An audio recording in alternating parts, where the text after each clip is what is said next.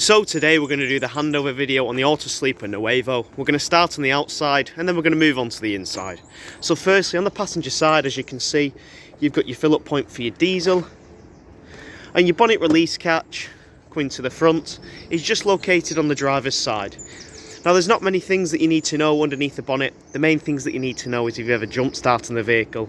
To open the bonnet, as I say, it's just on the driver's side. Opening up the door, you can see you've got an adjustment for the steering wheel, and just next to that you have the bonnet release catch, which I've released for you now.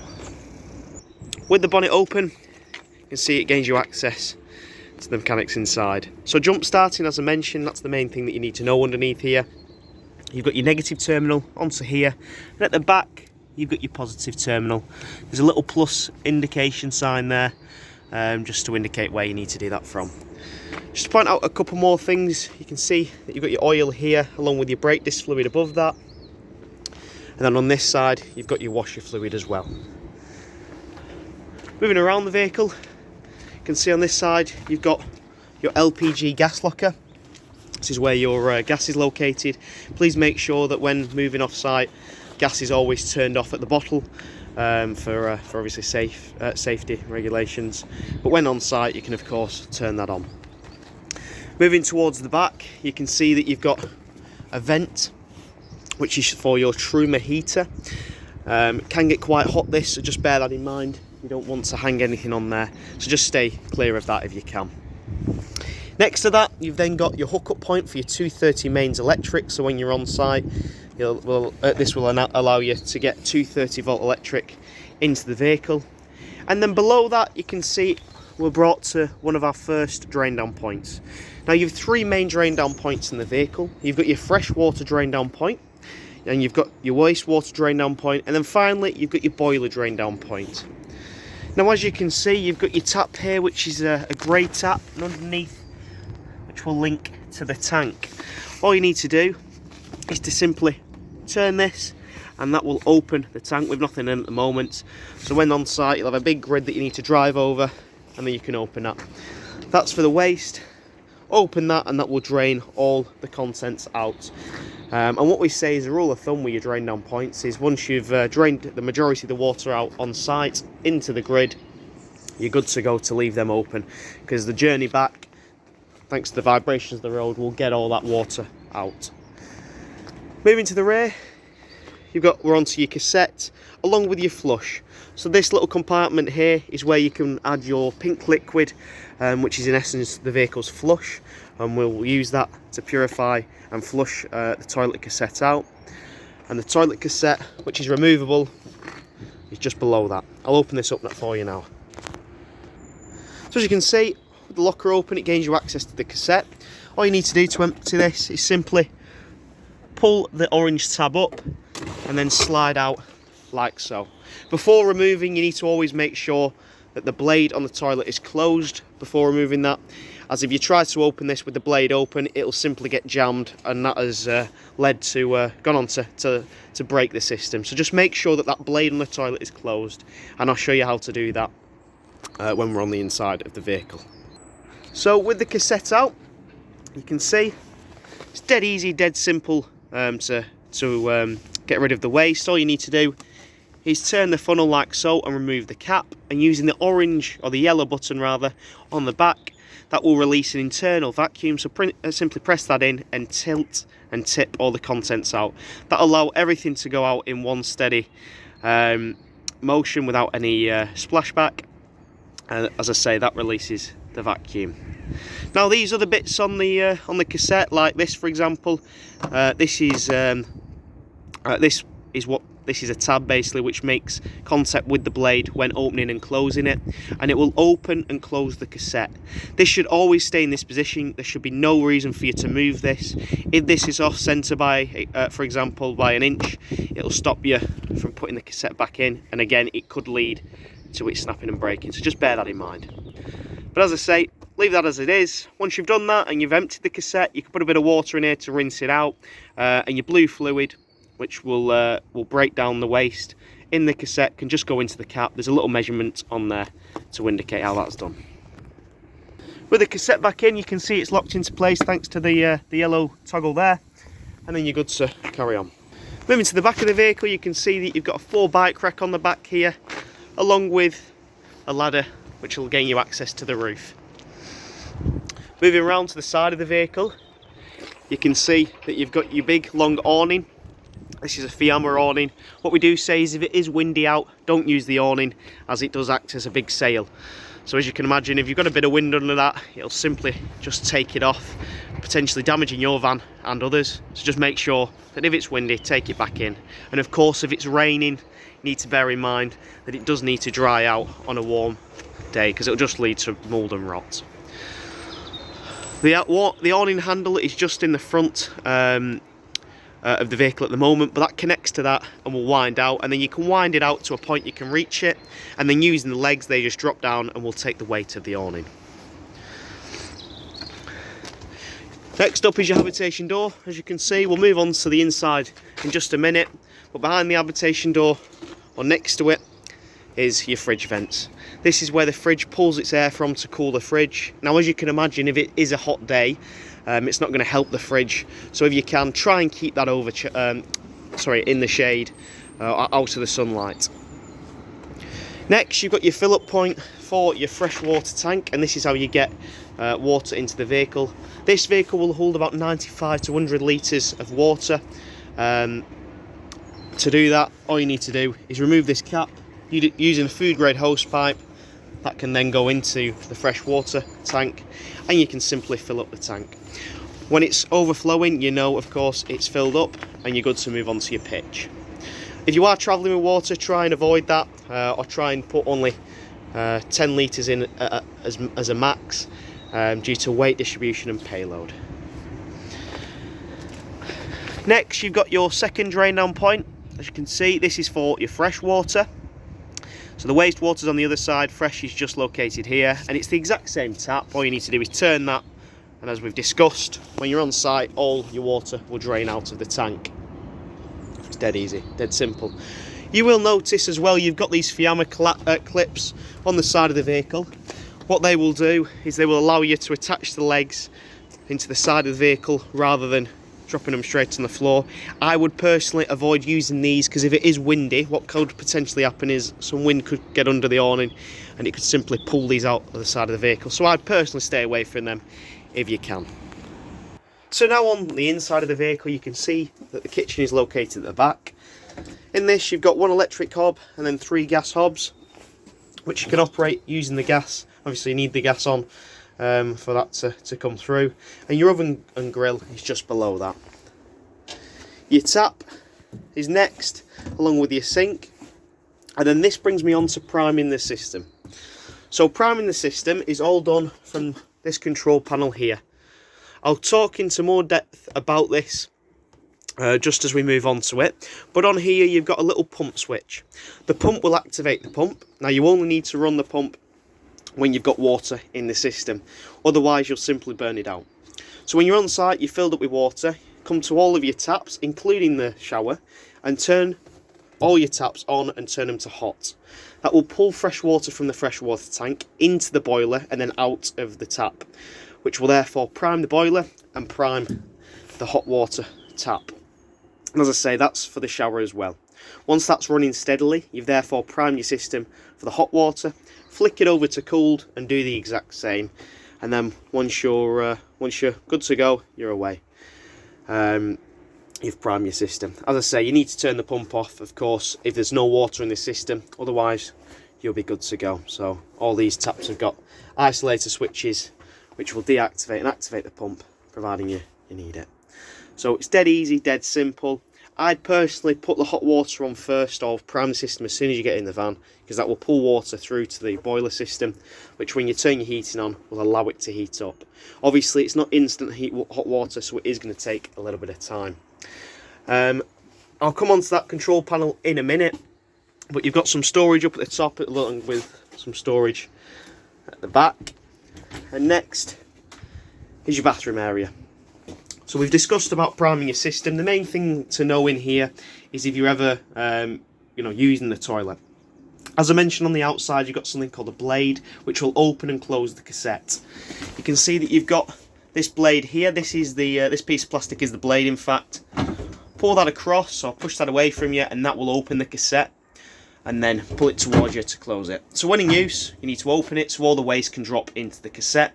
Once you have once the waste has been disposed of and gone into the cassette, you need to click the blue button on the top there of the toilet, and that will flush the entire system with obviously that pink fluid that I mentioned on the outside of the vehicle. Once you've done that, pull that across and close the cassette. You close the cassette for two reasons. The main reason being is it stops the odours from escaping, but it will also get you into the habit of having that closed.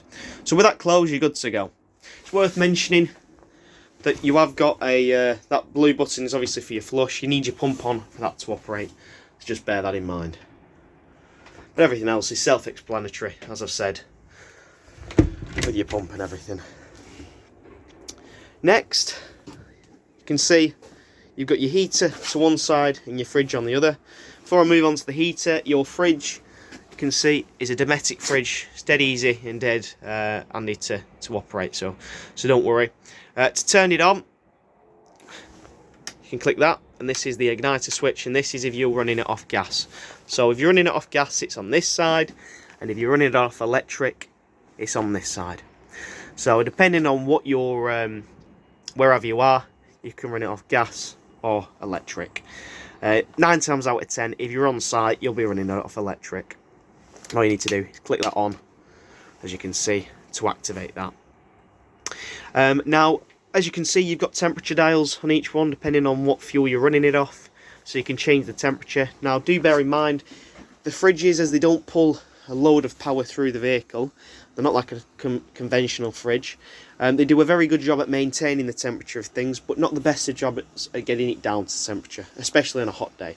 So if you want cold things to be in the fridge, put cold things in, and if you want frozen things to be in the freezer, put frozen things in, and it will just help maintain that. Opposite, as I mentioned, you've got your Truma heater. This is a blown air system. It's dead easy and dead simple to operate. On one side, you can see that you've got your temperature, and if you push that in, you might be able to hear it, but there's a little clicking sound, and that is a built-in igniter. So this side you can run it off gas rather, and then on the other side, so similar to the fridge, you can run it off electric, and you can change the as you can see, the temperature on this side. Now for the electric, in the middle it is off, and then flicked over it is on. So on and off, dead simple, dead easy to use, but quite handy. Moving to the front of the vehicle, you can see you've got storage up at the top.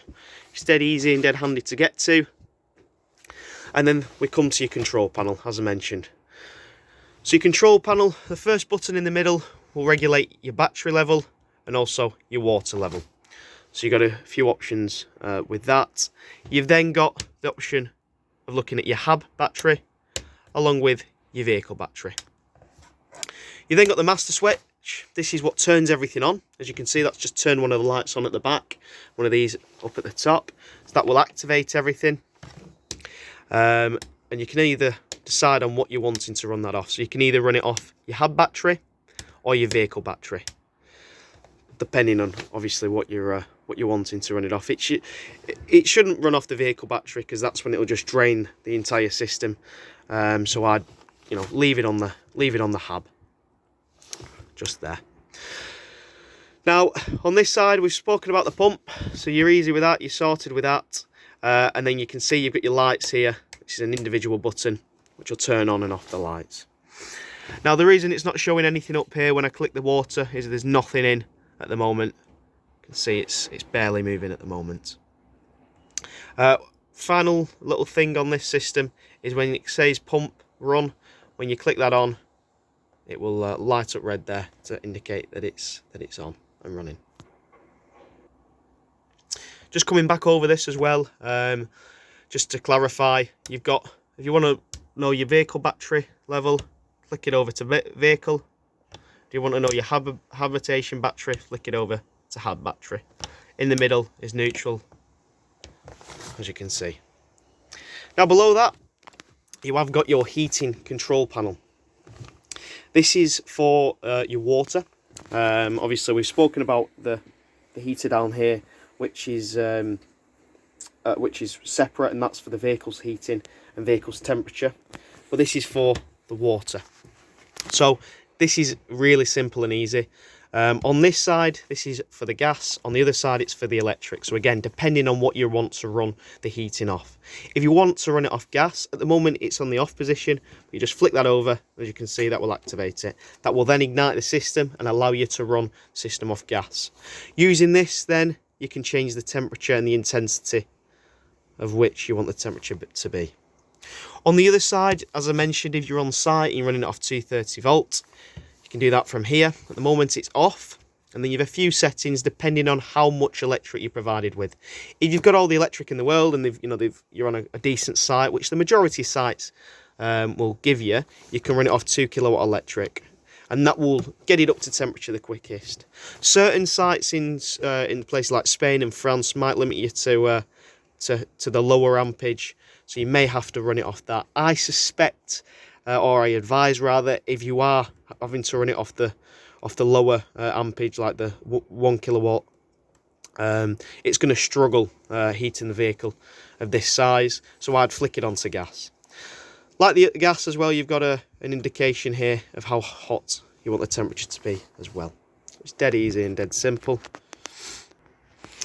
Now below here, just moving on, you can see that this has been fitted aftermarket. This is another gauge for your water your water tank level. As you can see, we've nothing in at the moment, but that will indicate your levels as well. It's probably a little bit of an easier guide to follow rather than the usual that came with the vehicle. Now before we carry on to the front of the vehicle, I did just miss, above the heater you have got some storage here, which is brilliant for hanging space. You can see you've got a heater in here along with your table, which is freestanding.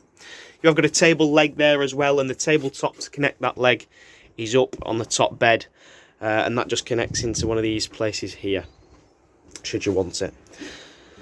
Now in here you can see that you've got some red taps. They're isolation valves. You should always leave them on. As you can see, in that position they are on.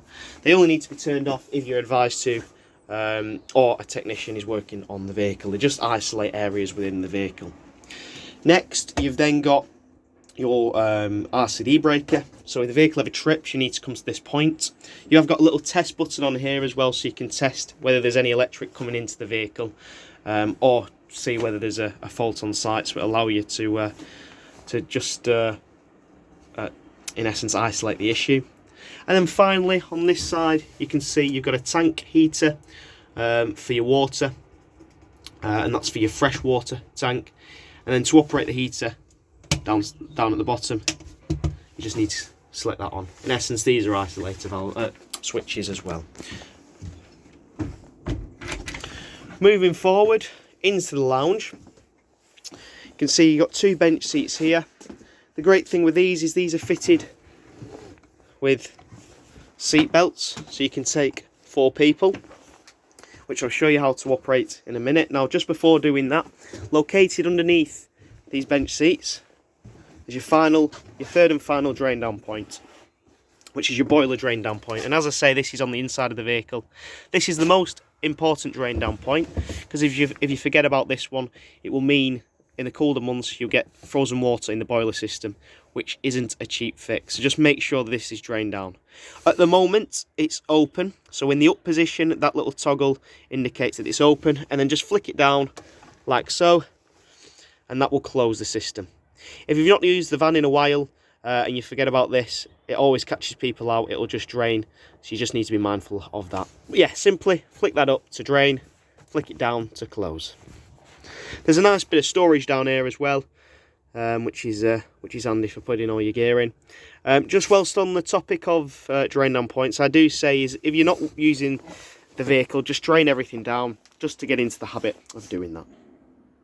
Now, to turn this area into a bench seat that will face forward, or a seat rather that faces forward when travelling, all you need to do is simply remove the middle cushion, slide that into position like so, and then using this backrest, you can see you've got some metal clips on the end, and they just slot into here and provide you the backrest. That'll just connect up to there, which I'll do for you now.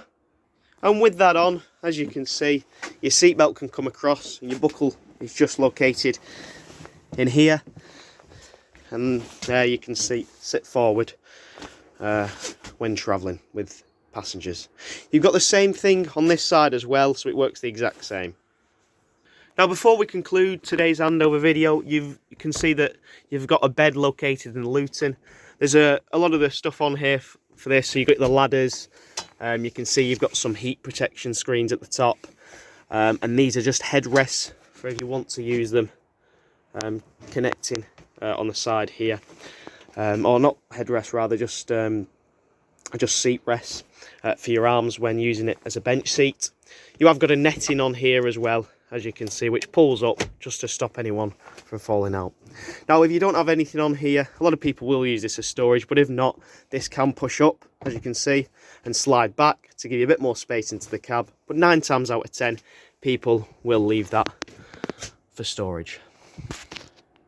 Now, that concludes the handover video on the Autosleeper Nuevo. I hope you enjoyed. One thing to remember, all your windows before moving off site, everything needs to be closed, your horn needs to be down, and your gas needs to be turned off. So just ensure that. But we look forward to seeing you on handover.